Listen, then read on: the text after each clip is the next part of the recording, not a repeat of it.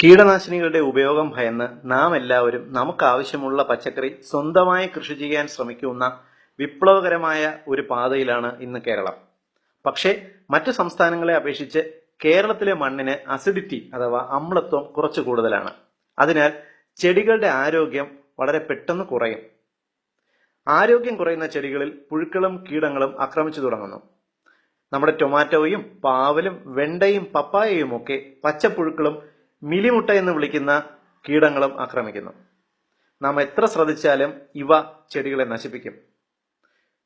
ക്രമേണ നാം കീടനാശിനികളെ ആശ്രയിക്കുകയോ ഒടുവിൽ കൃഷി നിർത്തുകയോ ചെയ്യും. എന്നാൽ ഈ കീടങ്ങളെ ഒഴിവാക്കി ചെടികളെ ആരോഗ്യമുള്ളതാക്കുവാൻ ഒരു വഴി എത്നിക് ഹെൽത്ത് കോഡ് നിർദ്ദേശിക്കുന്നു.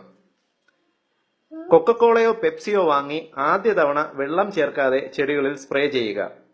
6 ദിവസം കഴിഞ്ഞ് 4/1 കോളയും 3/4 ഭാഗം വെള്ളവും ചേർത്ത് സ്പ്രേ ചെയ്യുക. ആഴ്ചയിൽ 1 തവണ വീതം ഇത് ആവർത്തിക്കുക. നിങ്ങളുടെ ചെടികളിലെ മുഴുവൻ കീടങ്ങളും പൂർണ്ണമായും നശിക്കുന്നത് കാണാം. കൊക്കക്കോളയോ പെപ്സിയോ ഉപയോഗിക്കുന്ന ചില ഗുണങ്ങളുണ്ട്. നാം പഴങ്ങൾ കഴുകുമ്പോൾ ഇവ പൂർണ്ണമായും പോകും. ഇത് പൂർണ്ണമായും വെള്ളത്തിൽ കഴുകിയാൽ പോകുന്ന ലായനികളാണ്. കൂടാതെ കോളകൾക്ക് മധുരമുള്ളതുകൊണ്ട് ഉറുമ്പുകൾ ചെടികളിൽ എപ്പോഴും വരാൻ സാധ്യതയുണ്ട്. ഇവ ചെറിയ പുഴുക്കളെ അപ്പോൾ തന്നെ കൊണ്ടുപോവുകയും ചെയ്യും.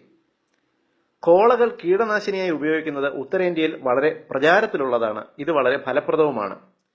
കൃഷി ചെയ്യണം എന്ന് താല്പര്യമുള്ള എല്ലാവരുടെയും അറിവിലേക്കായി ഈ വീഡിയോ നിങ്ങൾ ഷെയർ ചെയ്യുക. പൊതുസമൂഹത്തിന് വളരെ ഉപകാരപ്രദമായ ഈ ഇൻഫർമേഷൻ നിങ്ങൾക്കായി അവതരിപ്പിക്കുന്നത് ethnichealthcode.com.